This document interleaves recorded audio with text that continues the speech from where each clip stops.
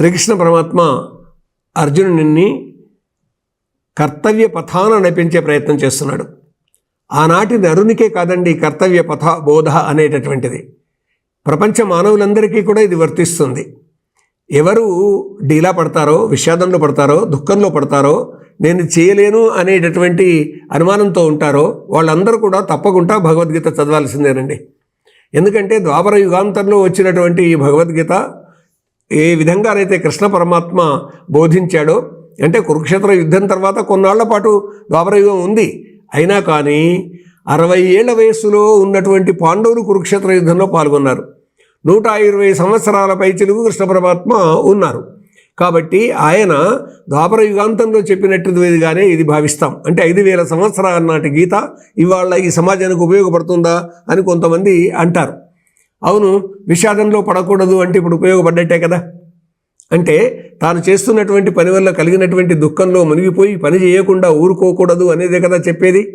అన్నం తినకుండా ఉంటామా, నిద్రపోకుండా ఉంటామా, పని చేయకుండా కూడా ఉండకూడదు. కాబట్టి నహి కశ్చిత్ క్షణమపి జాతు తిష్టత్యకర్మ కృత్ అంటాడు కృష్ణ పరమాత్మ గీతలో ఒక దగ్గర. అంటే మనం ఇలా చెప్పుకుంటున్నటువంటి దాంట్లో ఎక్కడో ఈ అంశం వస్తుంది, ఏ ఒక్క క్షణం కూడా పని చేయకుండా ఊరుకోకూడదు అని. అంటే నిద్రపోయేటప్పుడు కూడా మనము ఉచ్ఛ్వాస నిశ్వాసలు చేస్తూనే ఉన్నాం, అవి కొనసాగిస్తూనే ఉన్నాం. కాబట్టి ఒక పని నడుస్తుంది, నిద్రలో కూడా ఉచ్ఛ్వాస నిశ్వాసలు పనే. కాబట్టి పని చేయకుండా మనిషి ఉండడు. అయితే ఒక్కటి, మన మనస్సే మనకు శత్రువు అవుతుంది, మన మనస్సే మనకు బంధువు అవుతుంది అని కృష్ణ పరమాత్మ ఈ ఆత్మ సంయమ యోగంలో చెప్తున్నారు. తన మనస్సే తనకు అన్నీ అంటుంది గీత.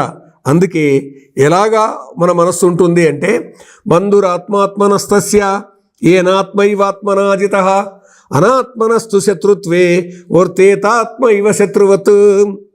తన మనస్సును తాను గెలిచిన అట్టి చిత్తము బంధువేయగు. మళ్ళీ వినండి, తన మనస్సును తాను గెలిచిన అట్టి చిత్తము బంధువేయగు, గెలువనప్పుడు అట్టి చిత్తము శత్రువేయగును. బంధురాత్మాత్మనస్తస్య ఏనాత్మైవాత్మనాజితః.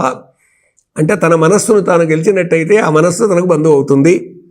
ఒకవేళ తన మనస్సు పరిపరి విధాల పోతుంటే, శరీరాన్ని దాని వెంబడి పరిగెత్తిస్తే, ఇంద్రియాలను ఆ మనస్సు వెంబడి పరిగెత్తిస్తే, సంకల్పంతో వచ్చినటువంటి కోరికలను తీర్చుకోవడానికి ఇచ్చారచ్చా పరిగెత్తితే ఏమవుతుంది? ఇవాళ లోకంలో మనం చూస్తున్నాం కదా, మనస్సును నిగ్రహించుకోలేనటువంటి వాళ్ళు చేస్తున్నటువంటి దుర్మార్గాల వల్ల ఎన్ని బ్రతుకులు చెడిపోతున్నాయి. కాబట్టి మనస్సే మనకు శత్రువు అవుతుంది, మనస్సే మనకు బంధువు అవుతుంది.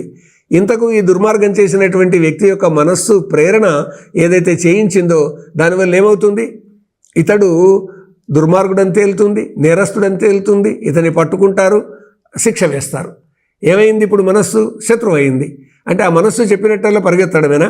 లోకాన్ని చూడాలి, ధర్మాన్ని చూడాలి, అన్నాదమ్ముల్ని చూడాలి, అక్కా చెల్లెలను చూడాలి, బంధువర్గాన్ని చూడాలి, మిత్రులను చూడాలి, ఈ ప్రపంచాన్ని గ్రహించాలి, అర్థం చేసుకోవాలి.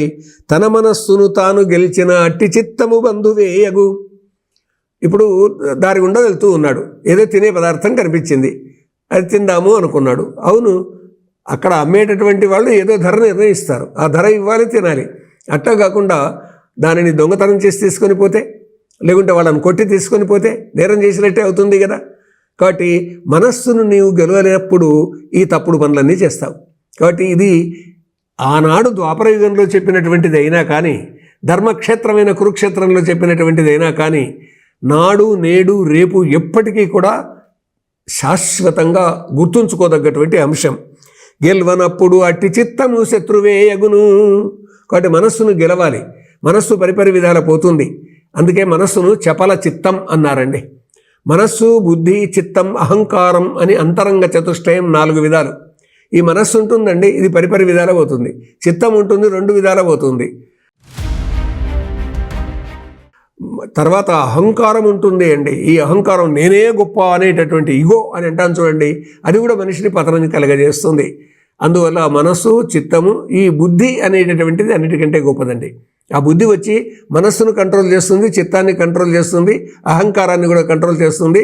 ఇదిగో చూడు, మనం ఈ సమాజంలో జీవించి ఉన్నాం, నువ్వెంతో పొరుగువాడు అంతే, అందరం సమానం. అని బుద్ధి చెప్తుంది. కాబట్టి బుద్ధి చెప్పిన మాట అది సత్యం అయి ఉంటుంది. అందువల్ల ఏమంటారంటే కృష్ణ పరమాత్మ జితాత్మనః ప్రశాంతస్య పరమాత్మా సమాహిత శీతోష్ణ సుఖ దుఃఖేషు తథా మానవమానయోః. ఏమిటి అంటే శాంతియుతునకు జితాత్మునకును శీతముష్ణము సుఖము దుఃఖము మానము అవమానములు పరమాత్మానుభవము చెదరకుండునుగా. ఎంత బాగుందో చూడండి.